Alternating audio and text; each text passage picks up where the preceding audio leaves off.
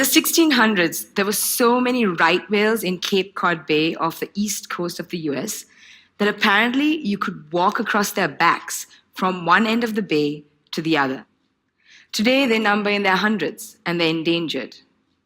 Like them, many species of whales saw their numbers drastically reduced by 200 years of whaling, where they were hunted and killed for their whale meat, oil, and whalebone. We only have whales in our waters today because of the Save the Whale movement of the 70s. It was instrumental in stopping commercial whaling and was built on the idea that if we couldn't save whales, what could we save? It was ultimately a test of our political ability to halt environmental destruction. So in the early 80s, there was a ban on commercial whaling that came into force as a result of this campaign. Whales in our waters are still low in numbers, however, because they do face a range of other human-induced threats.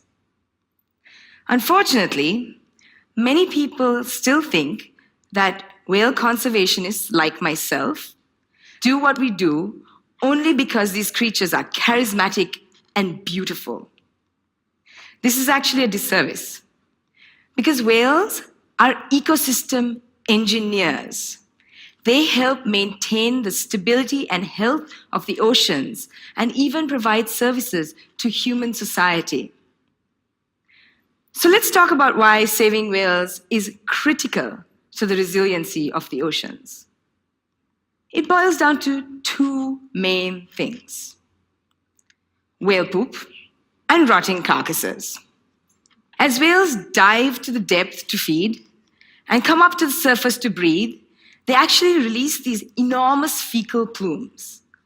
This whale pump, as it's called, actually brings essential limiting nutrients from the depths to the surface waters, where they stimulate the growth of phytoplankton that forms the base of all marine food chains.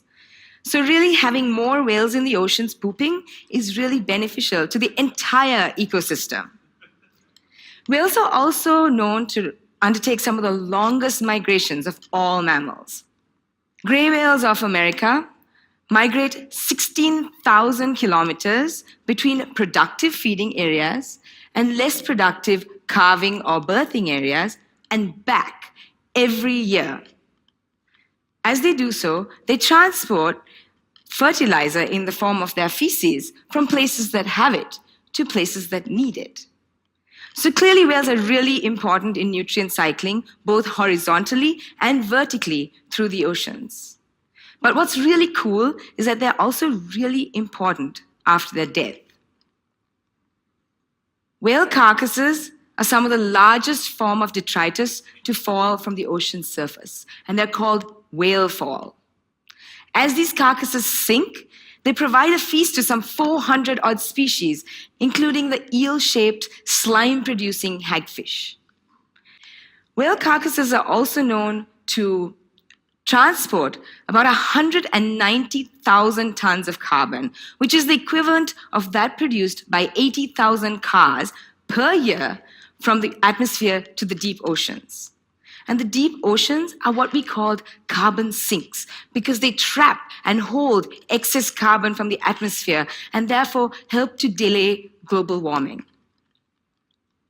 Sometimes these carcasses also wash up on beaches and provide a meal to a number of predatory species on land.